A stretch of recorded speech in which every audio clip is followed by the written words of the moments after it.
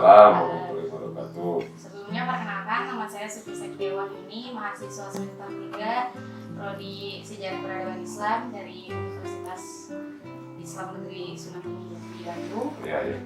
Sebelumnya mungkin di sini saya akan mewawancari Abah mengenai karomah Syekh Ahmad At-Tijani. Sebelum lanjut ke situ, mungkin saya ingin bertanya, Bang, sebenarnya siapa gitu Syekh Ahmad At-Tijani itu? Ya. Syekh Ahmad At-Tijani itu adalah seorang wali Allah. Seorang wali Allah, pendiri atau pemilik Thariqah At-Tijaniyah. Beliau adalah nama lengkapnya Syekh Abdul Abbas Muhammad bin Ahmad At-Tijani. Namanya Muhammad, Abdul Abbas Muhammad bin Ahmad At-Tijani. Beliau adalah merupakan keturunan Rasulullah SAW dari jalur Siti Fatimah Al-Zahra putra Nabi Muhammad, putri Nabi Muhammad Sallallahu Alaihi Wasallam, dari Sayyidina Hasan. Jadi kan Siti Fatimah tuh punya putra ya, namanya Sayyidina Hasan dan Sayyidina Husain. Nah, Syekh Ahmad At-Tijani, Syekh Abdul Abbas Muhammad bin Ahmad At-Tijani ini adalah dari jalur Syekh Sayyidina Hasan sampai ke Rasulullah SAW ke-21. Jadi merupakan keturunan 21 dari Kangjeng Nabi atau Sayyidul Wujud Kangjeng Nabi Muhammad SAW. Sedangkan At-Tijani sendiri adalah dari suku At-Tijana di Afrika Utara, yaitu di Aljazair, Ain Mahdi tempatnya, kampung Ain Mahdi. Itu adalah dari jalur ibu. Jadi dari jalur ayah itu sampai ke Rasulullah SAW ke-21. Sedangkan ibunya adalah dari suku At-Tijana. Maka dikenallah Syekh Ahmad At-Tijani. Ini nama lakob. Jadi itu adalah Syekh Abdul Abbas Muhammad At-Tijani, Muhammad bin Ahmad At-Tijani radhiyallahu anhu. Beliau lebih lengkapnya sebagai Wali Kutub Al-Maktum wa Qatmil Muhammadiyal Ma'lum. Ya itu diantaranya. Mungkin yang barusan Abah jelaskan itu tentang biografinya. Ya, itu kan sekilas biografinya begini. Syekh Ahmad At-Tijani itu mungkin ini harus diketahui, Syekh Ahmad At-Tijani itu dalam waktu usia 7 tahun itu sudah hafal 30 juz Al-Quran. Kemudian dalam usia 21 dia sudah menjadi mufti. Berbagai macam ilmu pengetahuan, mufti itu fatwa. Ya, dan dia adalah menguasai berbagai ilmu agama, ya. Termasuk ilmu tasawuf yang pelajari. Salah satu kitab yang berat yaitu Usul Hikam dan Futuhul Makkiyah itu dihafal di luar kepala. Futuhul Makkiyah itu karangan siapa? Ibnu Arabi ya.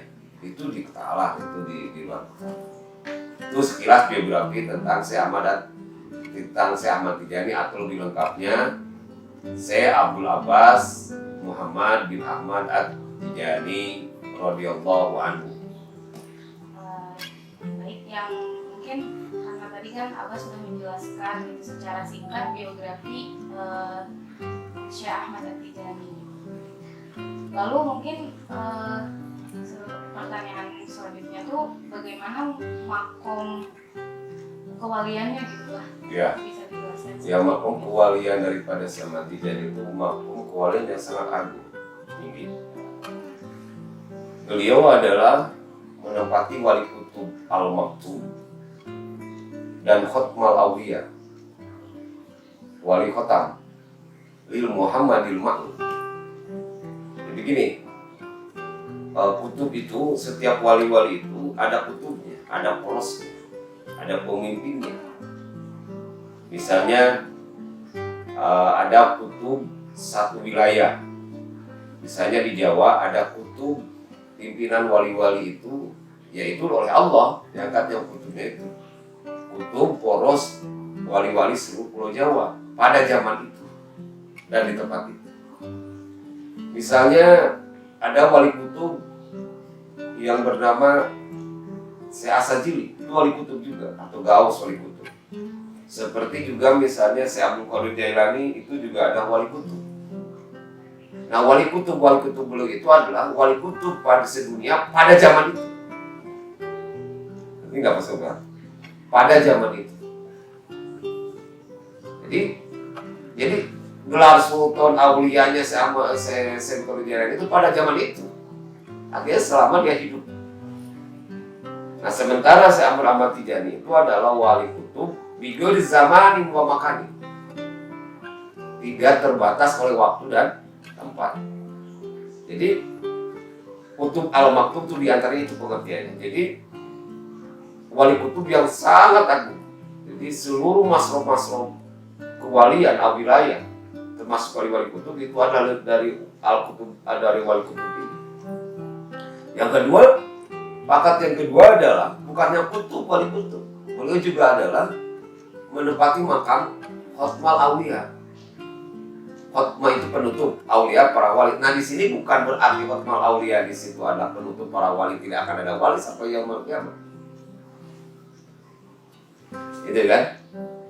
Kalau begini, wali khotam itu ada dua. Ada wali khotam lil ammah umum, artinya penutup para wali, tidak akan ada wali setelah itu.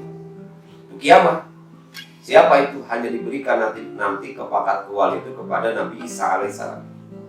Ketika turun lagi ke dunia ini, dia bukan sebagai nabi, tapi sebagai pengikut risalah Nabi Muhammad SAW, dan beliau adalah kedudukan sebagai wali khotam al-ammah, menutup wali, tidak akan ada wali kedudukan wali-wali. Nah, kalau yang kedua ada sebut khotam wali khotam atau khotmal aulia al-khas, khusus lil Muhammadi, untuk umat Nabi Muhammad SAW. Itulah yang diberikan kepada Syekh Ahmad Tijani. Apa itu wali khotam atau khotmal aulia dari khotmal wali lil Muhammadi ya. Untuk Muhammad itu diberikan kepada umat Nabi Muhammad itu apa maksudnya? Wali khotam ini al-khusus ini atau al-khusus ini, yaitu yang hanya diberikan kepada umat Nabi Muhammad SAW, itu artinya penutup martabat kewalian, penutup martabat atau pangkat kewalian. Tidak akan ada lagi pangkat kewalian sampai yaumul qiyamah. Yang paling tinggi, yang paling agung adalah khotmal aula lil Muhammadi, maka dia mendapat gelar wali kutub al-maktub wa khotmul aulia lil Muhammadi, gitu kan, al-maklum. Jadi sangat agung. Jadi beliau adalah wali kutub yang agung. Wali kutub di seluruh masroh-masroh beliau adalah seluruh masroh-masroh para wali yang ada di dunia ini sampai yaumul qiyamah itu adalah dari beliau. Kalau masroh-masroh mukjizat, masroh-masroh para nabi ada dari khotman nabiyyin, yaitu Nabi Muhammad SAW. Jadi khotman nabi itu bukan berarti tidak ada, bukan berarti ketika Rasulullah SAW dapat risalah, itu mendapat risalahnya diangkatnya. Jadi khotman nabi itu adalah kepangkatan kenabian, itu sudah dicantumkan sebelum alam semesta ini dari ajalinya. Khotman nabi yang diberikan kepada Kanjeng Nabi Muhammad SAW. Adapun yang mendapat wahyu pertama di Gua Hiro itu adalah risalah, penutup risalah ke Rasulullah. Tetapi kepangkatan atau khotman nabi itu sudah dari sananya dan diberikan kepada junjungan kita seluruh wujud Nabi Muhammad SAW. Nah, seluruh para nabi, seluruh para nabi, maksudnya nabi yang ratusan ribu rasul itu ya 313 lebih ya yang kita diketahui nabi dan rasul itu hanya yang wajib diketahui ada 25. Padahal itu ratusan ribu nabi-nabi itu masrufnya dari khotman nabi, khotaman nabi, yaitu Kanjeng Nabi Muhammad SAW. Sama satu sumber aliran al-faid. Al-faidnya dari khotman Nabi. Makanya ketika bicara soal kanjeng Nabi Muhammad, jangan seenaknya aja gitu, seolah-olah Nabi Muhammad itu seperti kita. Astagfirullahaladzim, kan enak aja sama kesukaan Nabi Muhammad itu kan seperti kita. Bedanya dikasih roh, dikasih risalah, wahyu, beda itu. Ada aspek basyariahnya. Nabi Muhammad SAW fisiknya aja udah berbeda. Nabi Muhammad, bagaimana Nabi Muhammad SAW tangannya yang begitu ini, fisiknya aja sampai tanah yang itu kerasnya, nggak ada air yang mau berbatuan di daerah Arab itu bisa oleh Rasul. Apalagi mukjizat asrulnya yang di non basyariahnya, itulah disebut non basyariah itu.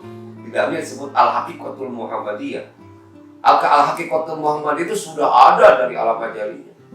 Nah, khotman nabiyin itu adalah sudah di situ nih kepangkatan kenabian. Jadi khotman nabiyin itu adalah kepangkatan kenabian yang paling tinggi, gitu kan? Nah, kemudian begitu khotmal auliya. Khotmal auliya itu sudah dari apa? Dari ajalinya di sini. Nah, diberikanlah khotmal Muhammad itu kepada Syekh Ahmad At-Tijani oleh Allah Subhanahu wa taala. Itu disebut pengertian khotmal auliya. Jadi khotmal auliya Muhammad yang disandang oleh Sayyidi Syekh Abdul Abbas Muhammad bin Ahmad Ibnu Ahmad bin At-Tijani itu adalah radhiyallahu anhu itu adalah beliau adalah kewalian yang sangat tinggi, dan artinya penutup martabat kewalian. Tidak akan ada lagi martabat kewalian sampai yaumul kiamat, termasuk wali khotam al-aman yang Nabi Isa itu, dan masuknya di khotmal auliya. Itu ya. Kemudian dilanjut mungkin ya Pak. Ya, boleh. Kan tema yang kita angkat ini di sini karomah Syekh Ahmad At-Tijani. Mungkin sebelum ke inti pertanyaan saya, mohon dijelaskan gitu Pak, sebenarnya karomah itu apa gitu? Ya, karomah itu adalah bagian daripada khawariqul adah. Khawariqul adah sering terjemahkan, ditafsirkan dengan kejadian yang sangat luar biasa. Artinya non empirik dan rasional, tidak masuk akal dan tidak masuk empirik. Empirik itu panca indera. Panca indera misalnya begini, mana sebut khawariqul adat? Orang bisa terbang, kan yang bisa terbang adalah burung. Orang bisa, kalau sekarang pakai pesawat bisa gitu kan. Orang bisa misalnya nggak mempan sama api misalnya. Seperti Nabi Ibrahim, itu adalah khawariqul adat. Nah, khawariqul adat itu ada macam-macam. Pertama, mukjizat. Mukjizat hanya diberikan kepada Nabi dan Rasul. Untuk apa fungsinya? Untuk mengalahkan argumentasi orang-orang yang menentang, orang-orang kafir.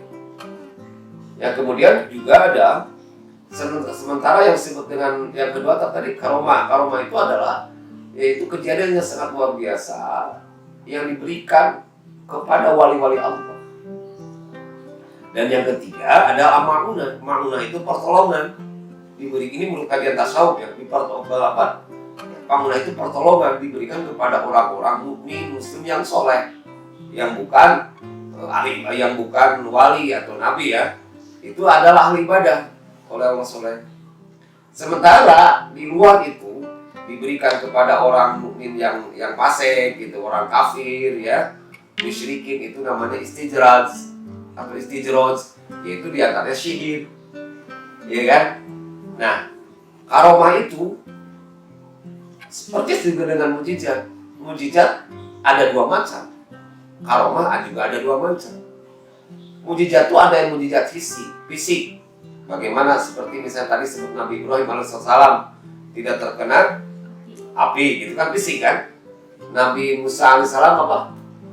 Ini teman-temannya yang nggak kelihatan ya, kayak itu tidak bisa membelah lautan ya. Nabi Isa bisa membuat gunung di tanah ya, bisa menghidupkan orang yang mati, bisa menyembuhkan yang sakit. Itu namanya mukjizat fisik. Itu mukjizat yang diberikan kepada nabi-nabi untuk mengalahkan argumentasi orang-orang kafir, maksud orang-orang yang misalnya Nabi Musa untuk mengalahkan kaum sihirnya yang miliknya Fir'aun ya, Raja Mesir itu. Nah, tetapi ada mukjizat yang lebih tinggi dari itu, yaitu mukjizat non-hisi. Seluruh mukjizat itu kalah. Seluruh mukjizat fisik itu kalah, atau seluruh mukjizat hisi itu kalah. Yang paling tinggi itu apa? Ya non-hisi diberikan kepada siapa? Yaitu kepada Nabi Muhammad SAW. Apa itu? Al-Quran Karim. Itu jadi itu sampai yaumul kiamat tidak akan bisa terkalahkan yang namanya hujah-hujah Al-Quran Karim itu. Yaitu itu mujizat non-hisi, mujizat yang hanya diberikan kepada Nabi Muhammad SAW. Coba Bible, Pak Injil misalnya, coba misalnya Taurat, itu kan sudah ada terjadi berbagai macam variasi. Tapi Al-Quran, hafid hafado ya terpelihara sampai yaumul kiamat. Ya itu diberikan kepada Nabi Muhammad SAW. Itulah mujizat non-hisi. Mujizat hisi itu dengan bahasa hisi ya, dengan itu hisi itu artinya fisik, sementara non hisi artinya hisi artinya mujizat yang bukan fisik, yaitu Al-Quranul Karim. Itulah mujizat yang paling agung, yaitu Al-Quranul Karim atau Al-Quranul Karim atau kitab Al-Quran gitu, kitab suci Al-Quran. Nah begitu juga karomah juga ada dua, ada hisi dan non hisi. Misalnya ada wali Allah yang bisa terbang, bisa loncat tinggi, bisa nggak mempan sama senjata, bisa mempan sama api gitu kan. Tapi kan apa bedanya dengan orang-orang non muslim juga, misalnya orang katakan non muslim beragama Buddha itu bisa berjalan di atas air atau di atas bara api. Itu ada hisi, fisik. Nah karomah non hisi itu adalah karomah yang paling tinggi yang diinginkan oleh para wali Allah. Yaitu apa? Bertemu dengan Rasulullah SAW dalam keadaan yaqodo. Bertemu, bukannya bertemu, bertanya kepada Rasulullah SAW mengenai hal agama. Jadi para wali Allah yang sudah yaqodo itu bertemu Rasulullah nanya. Banyak misalnya Syekh Rifai gitu kan, Syekh Ahmad Rifai, Imam Sajili, bahkan Imam Syafi'i juga menyatakan, bahkan dia bukan seorang wali sufi tapi juga seorang fuqaha, tapi juga sebagai wali pada dasarnya. Dia bertanya kepada Rasulullah SAW langsung, bukan filman, bukan dalam tidur. Begitu juga Ahmad Sajili dan lain sebagainya. Nah, saya di Ahmad Tijani juga bertanya kepada Rasulullah SAW. Jadi seluruh, atau misalnya ada bukan wali sufi ya, siapa pengarang kitab Al-Iqon? Siapa? Imam Masyuyuti ya. Sebelumnya karena yang kita bahas ini oleh Allah gitu, Syekh Ahmad At-Tijani, karomah seperti apa gitu, karomah yang dibawa oleh Syekh Ahmad At-Tijani itu sendiri. Ya. Saya izinkan Bu baca nadom ya. Mada paling begini. Salawat salli wa sallim Nabi wa alihi wa sahbihi wal qutbi.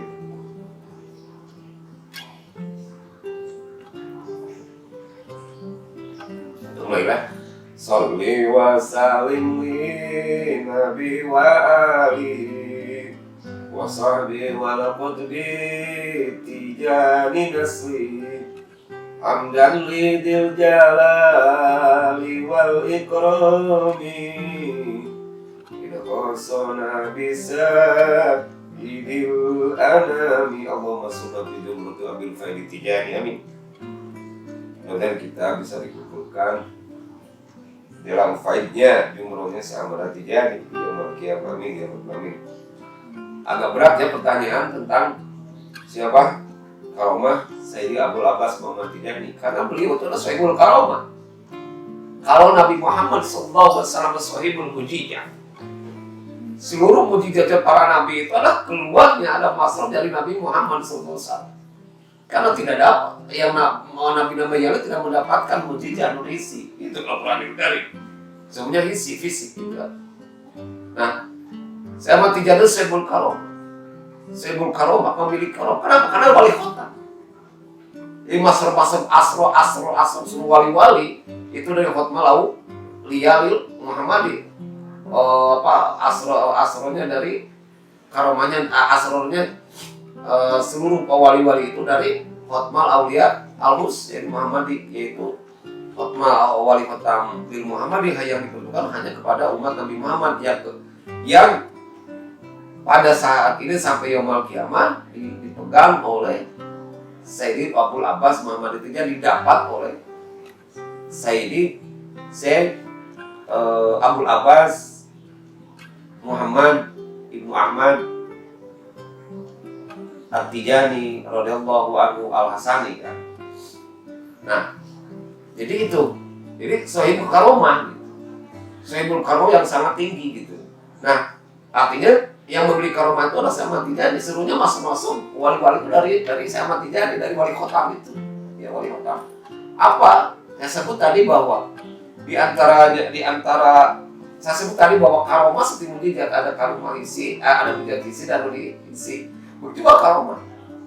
Nah, Syekh Ahmad Tijani radhiyallahu anhu itu ada bertemu Rasulullah SAW dalam keadaan dia kodok dan belajar.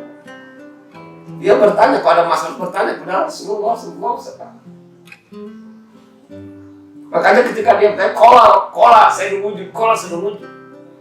40 tahun dia bertanya langsung kepada Rasulullah SAW. Bagaikan kaca gitu. Itulah keagungan, itulah karomah yang sangat tinggi yang dimiliki oleh Syekh Ahmad Abbas Tijani. Makanya itu wali khotam. Makanya gelar Syekh Ahmad Tijani sebut tadi adalah apa? Wali kutub al-maktub wal khatmi lil Muhammadil ma'lum.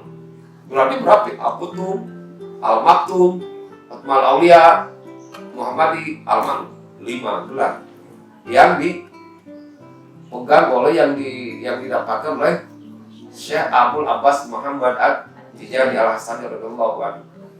Nah, itu paling tingginya itu. Adapun misalnya yang isi ya banyak di antaranya. Yang isi itu di antaranya begini. Karena saya jelaskan sedikit ya. Ketika Syekh Ahmad Tijani menyatakan kutub sebagai wali kutub al-khatmal auliya, ya, wali kutub maktub al-khatmal auliya Muhammadil ma'lum, pada waktu itu menjadi kaget seluruh ulama di Maroko itu, sehingga Sultan Sulaiman ini karena ramai gitu. Ini mau diuji sama Tijani oleh para ulama keilmuannya. Syekh Ahmad Tijani diuji, ternyata pertanyaan-pertanyaan ilmu agama itu bisa dijawab sama Tijani, sehingga Syekh Sulaiman sebagai Sultan Maroko merasa kagum dan setelah itu menyatakan masuk menjadi murid Syekh Abul Abbas Muhammad Tijani.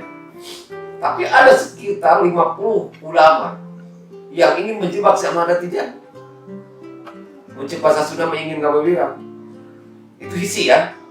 Apa? Diundang dalam satu waktu, diundang makan jamuan salam satu waktu oleh 50 orang. Misalnya jam 1 siang misalnya. Syekh Ahmad Tijani diundang oleh 50 orang itu harus datang. Dengan kasar Syekh Ahmad Tijani dikasih tahu bahwa itu ada jebakan.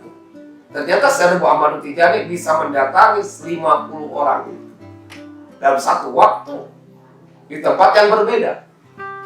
Dan ketika bertemu dengan para ulama, mereka juga bertengkar bahwa jam segini beliau datang, jam segini akhirnya Syekh Ahmad Tijani datang mengcross-check benar-benar betul. Disitulah semakin yakin bahwa para ulama tersebut bahwa itulah wali kota, bahwa itulah wali kutub, bahwa beliau adalah mencapai derajat kewalian. Ya kan, itu adalah hisinya. Yang kedua, Syekh Ahmad Tijani telah meninggal dunia. Ini salah lihatannya mungkin saya WA-kan pada Anda nanti ya. Saya dari beberapa tarjamah yang oleh Ahbab Thariq Ikhwan Tijaniyah dari Jawa Timur yang ditulis oleh Syekh Yusuf radhiyallahu Syekh Yusuf ya. Itu tentang sebagian percikan manaqib Syekh Abul Abbas Muhammad Tijani. Di antaranya setelah meninggal dunia, Syekh Ahmad Tijani 20 tahun setelah meninggal dunia, dari makam Syekh Ahmad Tijani ketika dalam keadaan orang membutuhkan air, itu keluar air susu.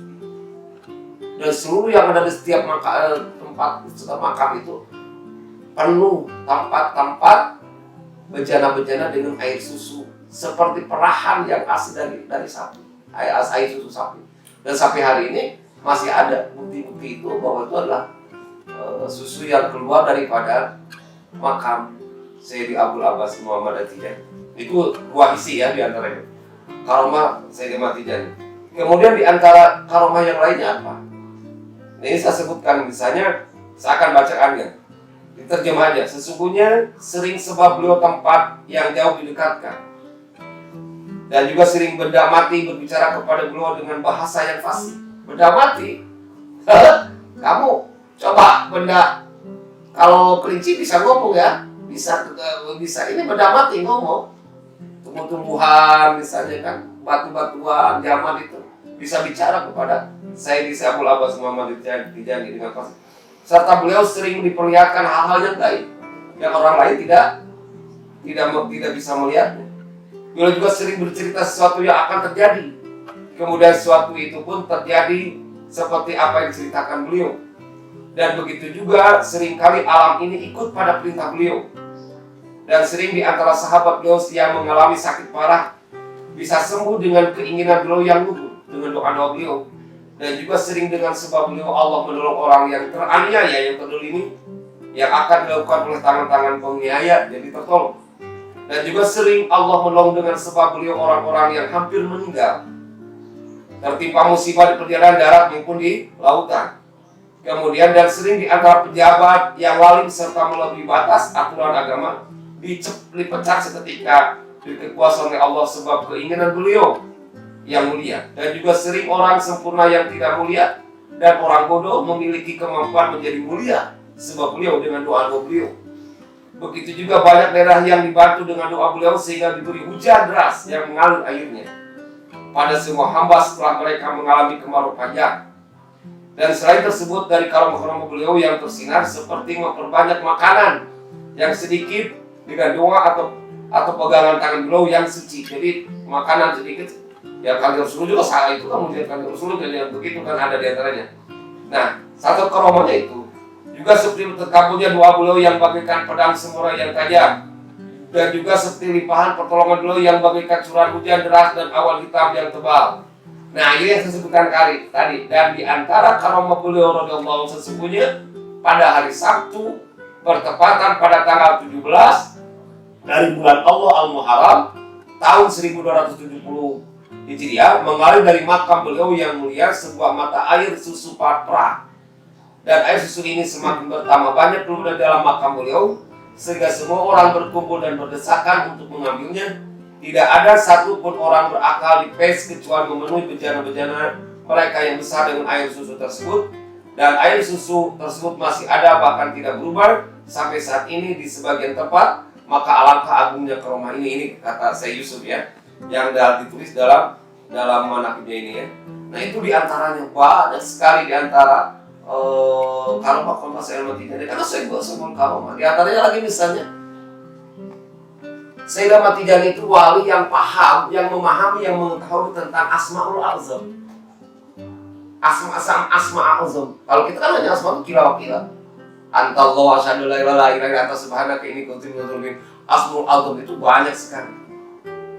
Dan Syekh Ahmad Tijani memahami dan mengerti tentang Asmaul Azam. Yaitu asma itu nama-nama Allah Al-Azam yang agung. Ya, sebagian daripada Asmaul Azam adalah Asmaul Husna. Jadi Allahul Latifun, ya, Rahmanir Rahim, ya, kemudian orang zat. Di antaranya Asmaul Azam itu la ilaha illa anta subhanaka inni kuntu minaz zalimin. Nah, apa karamah Syekh Ahmad Tijani? Ini karena wali khotam.